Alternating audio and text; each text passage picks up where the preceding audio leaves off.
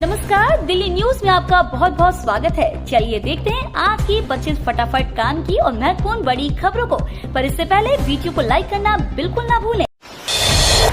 लाल किले पर स्पीच के बहाने मोदी ने सेट कर दिया अगले 6 महीने का एजेंडा। प्रधानमंत्री नरेंद्र मोदी ने स्वतंत्रता दिवस पर लाल किले की प्राचीर से लगातार 11वीं बार राष्ट्रीय ध्वज फहराया। पीएम हर बार लाल किले की अपनी स्पीच में आने वाले वर्षों में सरकार क्या करने वाली है इसका हिंट देते रहे हैं। अपनी परंपरा को जारी रखते हुए इस बार भी पीएम मोदी ने अपने 98 मिनट लंबे भाषण में बहुत कुछ ऐसा कहा जो अगले 6 महीनों में भारत सरकार करने का इरादा रखती है। उनके भाषण का लब्बो-लुआब यह था कि जो लोग यह समझते हैं कि लोकसभा चुनावों में सीटें कम आने के चलते पीएम मोदी कमजोर पड़ गए हैं या केंद्र सरकार अब कोई ऐसे फैसले नहीं लेने वाली है जिस पर विवाद हो सकता है। एलजी ऑफिस चल रहा हर चाल एमएलए एलएनडी फंड की जांच के आदेश पर आपकी प्रतिक्रिया। आम आदमी पार्टी ने आरोप लगाया कि एलजी एमएलए फंड की जांच करा के और महत्वपूर्ण सार्वजनिक कार्यों को रोककर दिल्ली के विकास को पटरी से उतारने की बेताब कोशिश कर रहे हैं। आपने कहा कि एलजी के कार्यालय द्वारा दिल्ली राज्य में सभी विकास कार्यों को रोकने के लगातार प्रयास किए जा रहे हैं। आपने दावा किया है कि दिल्ली में बुनियादी ढांचे से संबंधित समस्याएं पैदा करने के लिए पहले दिल्ली जल बोर्ड के धन का उपयोग रोककर उसे पंगु बना दिया गया। भले ही पानी और सीवर कार्यों के लिए डीजेबी को 4000 करोड़ से अधिक आवंटित किए गए थे, लेकिन एलजी के पसंदीदा अधिकारियों द्वारा जटिलताएं पैदा की गईं। डॉक्टरों में भारी आक्रोश, एम्स की गेट पर प्रदर्शन और जमकर की नारेबाजी। पश्चिम बंगाल के कोलकाता में प्रशिक्षु डॉक्टर के साथ दुष्कर्म के बाद हत्या के विरोध में डॉक्टर एम्स के गेट नंबर 1 के पास प्रदर्शन कर रहे हैं। वहीं विरोध प्रदर्शन के दौरान डॉक्टरों ने जमकर नारेबाजी भी की। डॉक्टरों ने पीड़ित परिवार के लिए न्याय की मांग की है। उनका कहना है कि हत्यारों को कड़ी से कड़ी सजा मिलनी चाहिए। उधर भारतीय चिकित्सा संघ ने कल सरकारी अस्पतालों के साथ साथ देश भर के निजी अस्पतालों में भी ओपीडी सेवा बंद रखने का फैसला किया है। इस वजह से कल निजी अस्पतालों में भी चिकित्सा सेवाएं प्रभावित रहेंगी। दिल्ली सीएम आवास पर नहीं फहराया गया तिरंगा। केजरीवाल की पत्नी सुनीता ने ट्वीट कर जताया अफसोस। देश गुरुवार को आजादी की 78वीं सालगिरह का जश्न मनाया।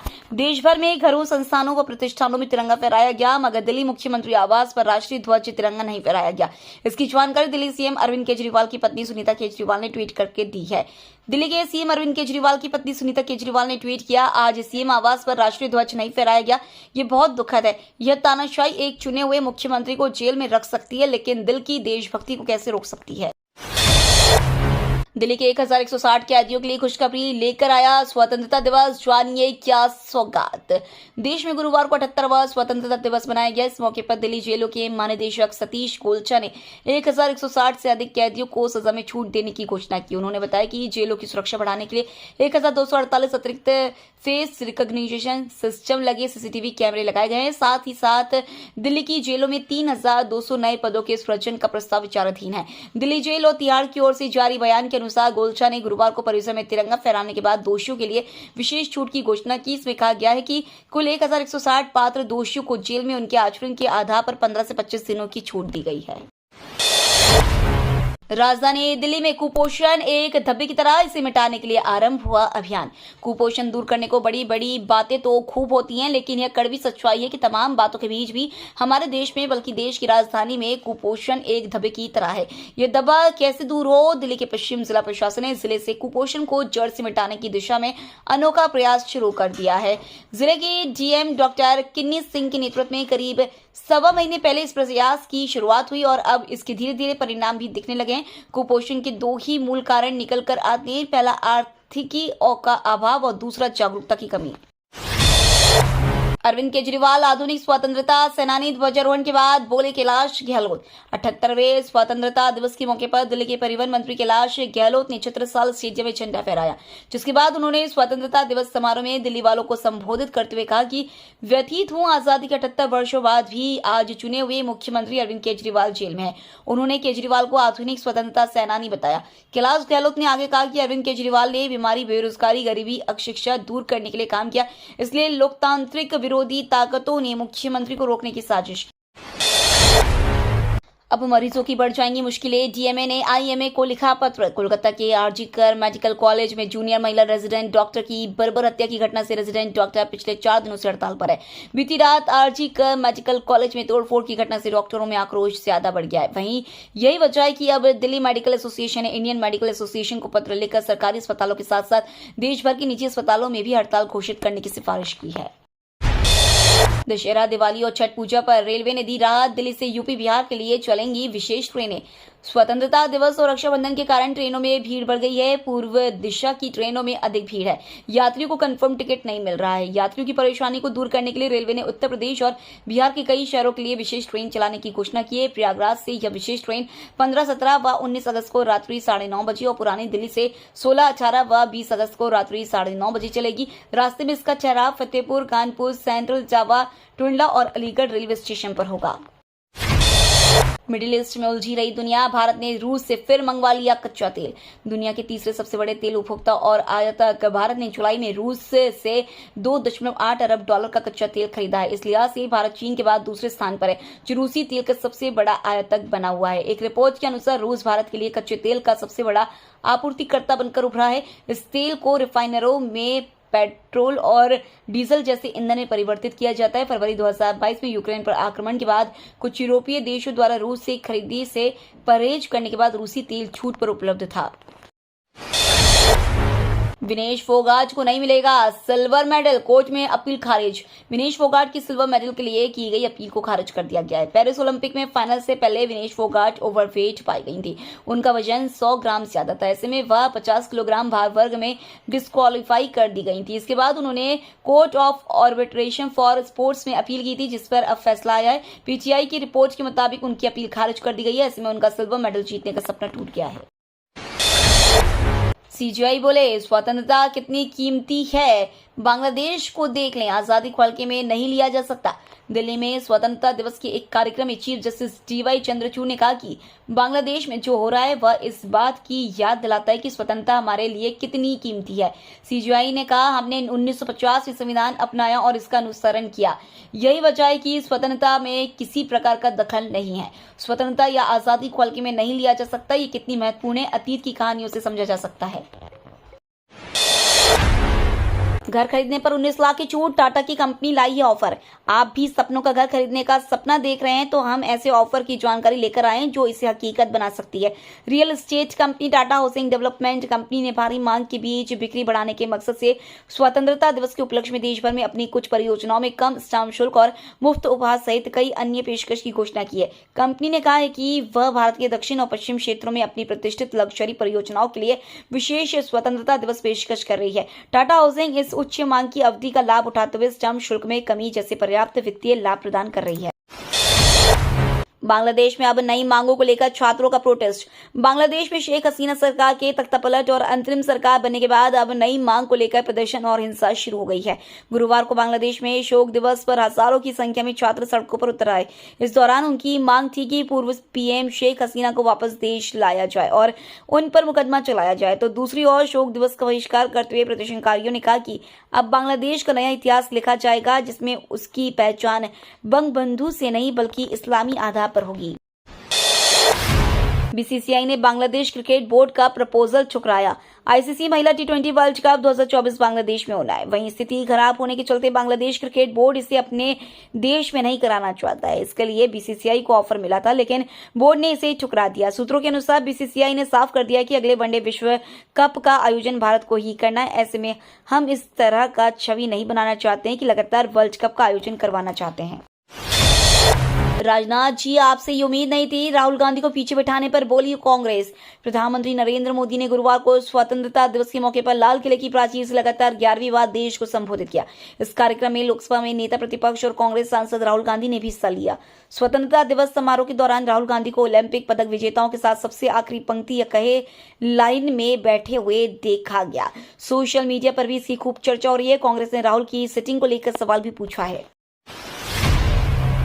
वाम और राम मिलकर कर रहे कोलकाता के अस्पताल में हिंसा पर बोली ममता बनर्जी। कोलकाता में आरजी कर मेडिकल कॉलेज और हॉस्पिटल की जूनियर डॉक्टर के साथ रेप मर्डर केस को लेकर प्रदर्शन कर रहे लोगों पर हमला किया गया और हिंसा हुई। इस मामले पर पश्चिम बंगाल की मुख्यमंत्री ममता बनर्जी ने कहा कि इस हिंसा के पीछे साजिश है और वाम और राम इकट्ठे होकर ये सब कर रहे हैं। उन्होंने कहा, जहां तक मुझे जानकारी मिली है, मैं छात्रों को दोष नहीं दूंगी। वाम और राम एकत्रित होकर यह कर रहे हैं। कुछ राजनीतिक लोग बंगाल में अशांति पैदा करना चाहते हैं। घटना दुखदाई है, विचलित करने वाली है। सीबीआई को सारा डिटेल दे दी गई है, जांच हो रही है।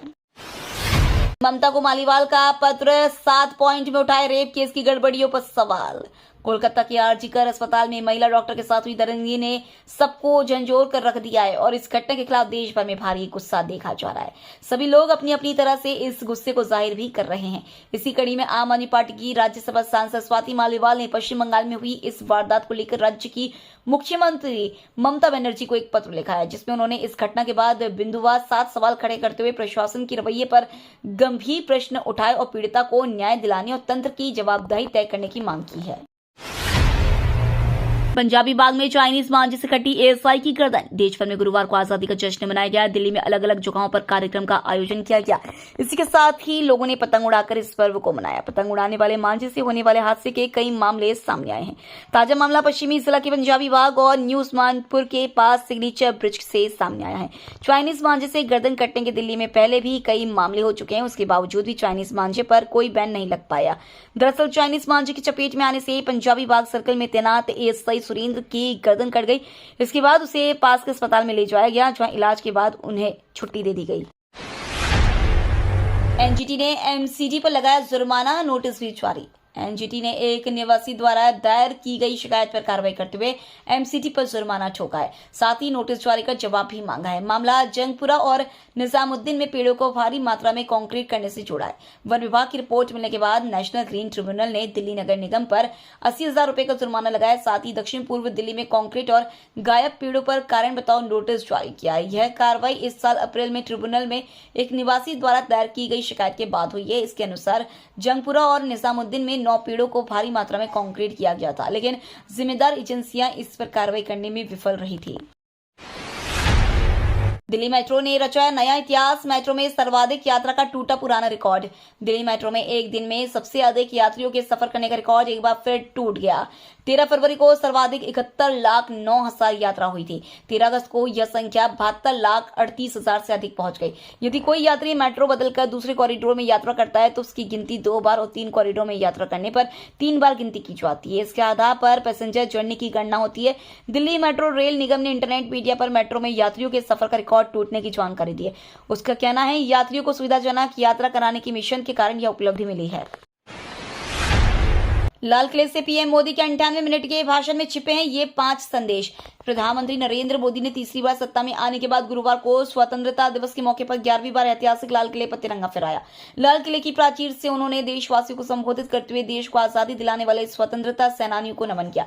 इस दौरान पीएम मोदी ने लाल किले से एक नया रिकॉर्ड भी बनाया। इस दौरान पीएम मोदी ने अपने भाषण से कई तरह के संदेश दिए और साफ तौर पर अपनी प्राथमिकताओं को बताया। हिंदुओं के मुद्दे पर उन्होंने बांग्लादेश की सरकार को साफ संदेश दे दिया। वहीं देश में भ्रष्टाचार के मुद्दे पर चल रही कार्रवाई को लेकर भी साफ संदेश देने का काम किया।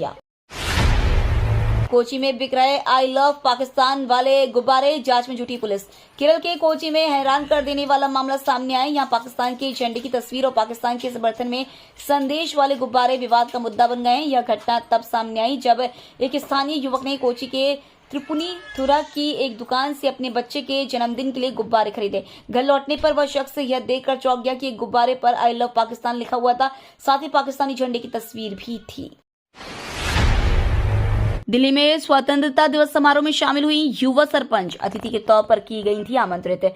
अविभाजित सतना जिले की सबसे कम उम्र की सरपंच निर्वाचित होने वाली रागिनी इस बार दिल्ली में आयोजित स्वतंत्रता दिवस समारोह में शामिल हुई और लाल किले की प्राचीर से तिरंगा फहराए जाने के गौरवपूर्ण पल की साक्षी बनी। जिला पंचायत सतना की जनपद पंचायत अमरपाटन अंतर्गत ग्राम पंचायत झिरिया कोपरिहान की सरपंच रागिनी पटेल को इस बार दिल्ली के लाल किले में आयोजित होने वाले स्वतंत्रता दिवस समारोह में बतौर अतिथि आमंत्रित किया गया था। रागिनी मध्य प्रदेश की उन 10 महिला सरपंचों में शामिल थी जिन्हें पीएम पोषण के तहत आजादी की वर्षगांठ पर पीएमओ ने दिल्ली बुलाया था।